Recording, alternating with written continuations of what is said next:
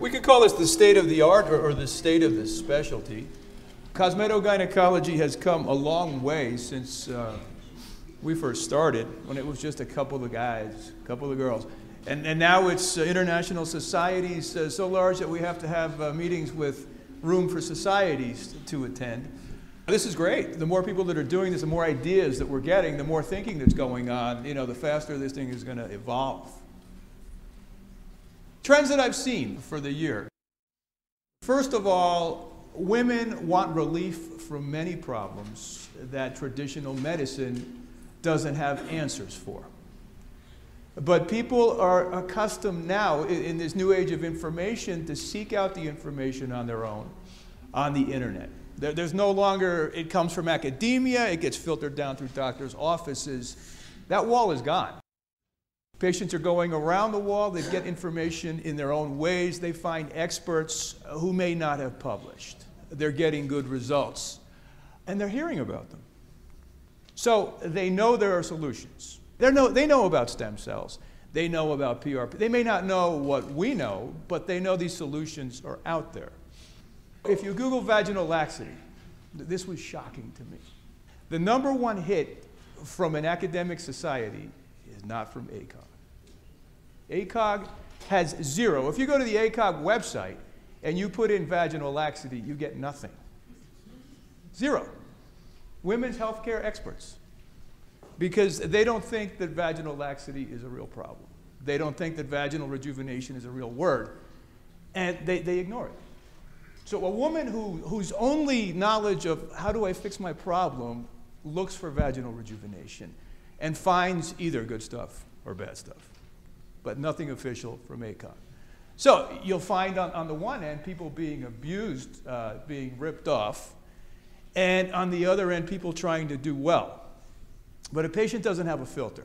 When I have a patient coming in and they do internet research, they come with a whole stack of papers sometimes. And I tell them, listen, the difference between me and you isn't what you read. It's that I have a filter. So I can tell you what's in that pile that's any good and what should go in the wastebasket. And I said, that's the difference of expertise. You don't have that. Anybody can write beautiful sounding prose and fool you and mislead you very easily. Even the people that do the procedure sometimes are fooled and misled by the very convincing industry pitches. So this is what you get from an official society when you Google vaginal laxity. The American Society of Plastic Surgeons. The specialty of plastic surgery will be 100 years old in 4 years. Do you think they were interested in vaginal laxity for the first 96 years? No, but they're offering procedures. They are aware that there is a cosmetic market that needs to be addressed because a large proportion of plastic surgeons do plastic surgery and aesthetic surgery. And they don't have the academics that resist the cosmetic like the gynecologist does. So by resisting and ignoring the words, you're forcing patients to go to non-gynecologists about gynecological issues because the women don't know the difference. And if the American Society of Plastic Surgeons, the most official of official plastic surgery societies, has statements on vaginal rejuvenation, look, the word is right there. To somebody professional, that's a legitimate word. So you can't ignore it and say, I don't like it, I want to abolish it, because you're just alienating the patient. Nobody is listening to my concern. So they have lost control of the narrative. Not only that, Google labiaplasty, Google vaginoplasty, Google perineoplasty, Google hymenoplasty, ACOG isn't there.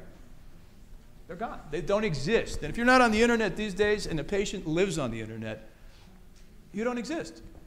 So all of these well-meaning statements and saying, we want to put data together before we do anything, we want to do a randomized trial before we make the first move in the aesthetic space is nonsense. So the gynecologists, the non-gynecologists, okay, they're very good at marketing, they're very good at aesthetics, but give them a machine that does gynecological treatments. Sure, they can try the treatment, but they don't know where the treatment fits in the sequence of treatments. They don't know the workup that goes into picking the patient that might benefit from something else, something cheaper, or whether this is going to work or not work. One of the pitches I see it on the internet, I see it talking to doctors, because it doesn't hurt, because it doesn't have complications, and because it has a quick recovery, well, that's the indication. whether it works or not. I have a migraine. Why don't you try this product? It has quick recovery and no complications. And you know it's not going to work. That's the problem. It's not being used properly. Gynecologists don't know how to deal with the cash-paying patient. That's another problem, because everybody in aesthetics knows you have to create an expectation.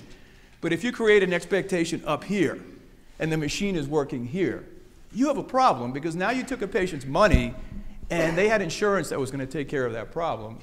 And now you're in the uncomfortable situation of telling them, well, you invested $3,000, you might be one of these people that doesn't work, and you didn't counsel them, because their counseling came before they ever met you from reading all the pretty prose about the mind-blowing orgasm, my life changed, you know, all the ridiculous, just the top end, the cream of experiences, and no denominator. So the gynecologist, the average gynecologist doesn't know that. So they get into these uncomfortable situations. Patients are upset, and then these upset patients are pointed to by the academics, and they say, look, you see what's happening? This is why the technology is bad. But it's not the technology that's bad, it's how it's being used. If I go buy a golf club, and I go out there and I hit a ball off the tee, and it goes in the woods, it has nothing to do with the club. It's how I was using it. Maybe it's the wrong club. Maybe I was holding it the wrong way. Maybe I shouldn't have been golfing that day. And it's the same thing with these technologies. There's absolutely nothing wrong with them. It's a lot wrong with the knowledge base in the mind of the person using it that leads to misapplications. And now these machines are everywhere. In the exhibit hall, 5-10 years ago, there wasn't a single machine out here. And now every single company that makes a machine makes 1, 2, 3, 4 machines for vulvovaginal health, whatever that is. You know, it's just a pretty word that covers everything. So you can use it for just about anything. So it's the problem and it's the solution. The more machines that are out there, the more good treatments you can have, but also the more bad treatments, the more misapplications you can have. It's a double-edged sword. So we've got also, with the growing number of people, we have more ideas coming out. The threads, PRP, the nanofat, everything is being used, everything is being tried, but we can't forget there are indications, there are contraindications, there are proper ways to use things, or best ways to use things for the stuff that's just coming out. And you talk to people that are doing it in high volumes. And then there's the proliferation of the BS. With all the good ideas, you have a lot of marketing, and you can't tell it apart if you're a patient. So sure, you can cling to it, and you can tell the patient, you know, let's just try this. This is a good way to start. You have a stage grade 4 prolapse, and let's just do a little non-invasive laser to get started. Why should you start something with a $3,000 waste of money? Why don't you start it with something that isn't a start, it's a finish. You already know how to finish. This isn't data, this is marketing. But this is used as data by companies that sell devices. That's fine. I have no problem with the industry. You know, like they say, don't hate the player, hate the game, but understand that this is not data. So when you're going around investing in new technologies, if all you're looking at is which technology has the most 5-star ratings, you have nothing. You need real data. The academics say there's no data. But then the academics also make statements with no data. They start telling you that labiaplasty is prone to complications and scarring. No, it's the misapplication of labiaplasty and vaginoplasty that leads to scarring. It's using no technique that leads to scarring. You know, a scalpel will kill you if you use it wrong. There's nothing wrong with the scalpel. It's how you use it. And then they hold these sessions. 2 non-experts will take the pro and the con. The guy on the pro side or the woman on the pro side has maybe done 2 labiaplasties in the last 5 years. And they're the expert pro.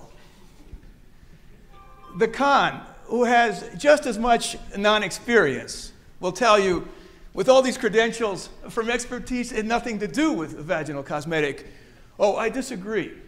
And let's use data from vulvectomy, cancer radiation, as our surrogate for information because it's in the same part of the body.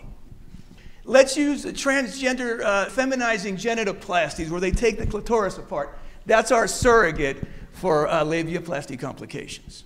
And since those procedures result in denervation, well then, okay, that's my con. It's nonsense. It's nonsense. Have you ever seen any of the people from the big societies that make statements pro or con at any of the cosmetic gynecology meetings, where the world's experts and the high-volume people reside? None. None. Has anybody seen one? But why don't they come to more meetings to learn more information? You know, if you want to tell me that something is no good, do it 1,000 times and prove to me that it's truly no good. Don't tell me that because you read it in People magazine or you heard from reading 1-star reviews that the procedure has something wrong with it. We need aesthetic training. We have societies. Aesthetic training is now out there. We need the non-gynecologists to go through a crash course in the indications that their machines are doing that they might want to treat. You know, it's okay to treat incontinence, but you have to know a basic workup before you jump into it. Nothing wrong with treating vaginal atrophy, vaginal laxity, but you also have to learn which cases need to be schlepped off for real medical management. We sit right now, they call it the chasm, the space between the early adopter and the early majority. And this is the technology adoption cycle. The early majority doesn't move without data. The early adopters are a bunch of risk takers. Everybody here, innovators and risk takers, they have a high tolerance for, if it doesn't work, it doesn't work.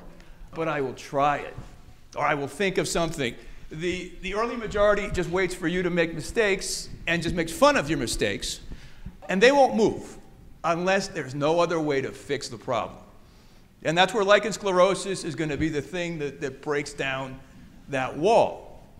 But until that happens, we're stuck in this battle, okay, with the kangaroo court and looking at the 1-star reviews as data. So let's talk on some specific issues, because this will help anybody who's starting out, mistakes that are commonly made. The ridiculous claims, you got to get those gone immediately. You got to get rid of those. Poor results, you have to call them out. If somebody's getting horrible results, don't sit by and watch. Get a little aggressive and then just kind of push them out of the market. Market ignorance. If you don't know what's available, you're one of those people with, you have the hammer. And then if you're ignorant of the technology, you're going to burn something. The most common mistake made by the person who's new to cash-based services is making the big promise and failing on the delivery. You ask any cosmetic surgeon, any aesthetic anybody, what's the first thing you do during the counseling? So you bring them down, because you will always be able to meet a low expectation. If you puff it up, you're going to fail every time. You're going to have perfection surgically, technically, and fail if you gave the wrong expectation. If you don't know anything and you think you're right, you can be very convincing. You know, they say that line from that song, the hypnotized never lie, because they don't know they're lying. You know, they think this machine's going to work, but they don't understand the technology. Understand what you're working with. I tell all the people we train in lipo, you better know everything about lidocaine if that's your anesthetic, and you should know it better than a pharmacologist, because if you're dosing high doses of anything on a regular basis, you got to be an expert on it. Throwing 10 bad things at one problem might fix the problem. But you might be wasting a lot of time, money, and effort in fixing it. You don't need a shotgun if you're a sniper. There's a lot of collateral damage from throwing around 10 different things. So if you think that throwing 10 things is the way to go, how will you know what to adjust to get a better result? You have no idea. The hammer mentality. I buy one machine and I use it for everything. Okay, it's going to cure everything. You have a headache, you have PMS, you've got everything. Let's try it. It has no complications, a quick recovery. You know, and then you're out $3,000. The patient's out $3,000, and then you get a bad rap. And if enough people do it, the technology gets a bad rap. Then it becomes harder to really sell a procedure that's really beneficial. Adoption is the goal, but adoption with intelligence is the real goal. Got to get it into the pragmatist heads. You got to solve the problems that they can't solve. This is going to have the buy-in because they won't have a choice.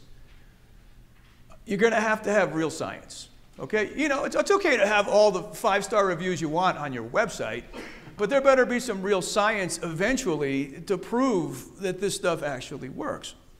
And reach out. Okay? Talk to the derm. Talk to the plastic. Talk to the gynae. We're all trying to fix the same problems. And, you know, every specialty knows something that the other one doesn't. And we can borrow all we want. That's how everything evolves. But if we all compartmentalize, we're going to make the same mistakes in little groups. And it's going to be just a perpetuation of mistakes. You got to set the standards. ACOG's not going to do it. They're going to hold the kangaroo court and just say, oh, let's get rid of the word vaginal rejuvenation. Why? Because we don't like it, and because it was started by a guy we didn't like. So let's just get rid of it. So when a patient goes to look for it, the last thing they're going to find is us. They're going to find somebody else who's going to adopt it, and then us will become irrelevant. We'll become extinct. Call out the false claims. Call out the bad results. You're the experts. Take care of your specialty and help it to grow. Thank you.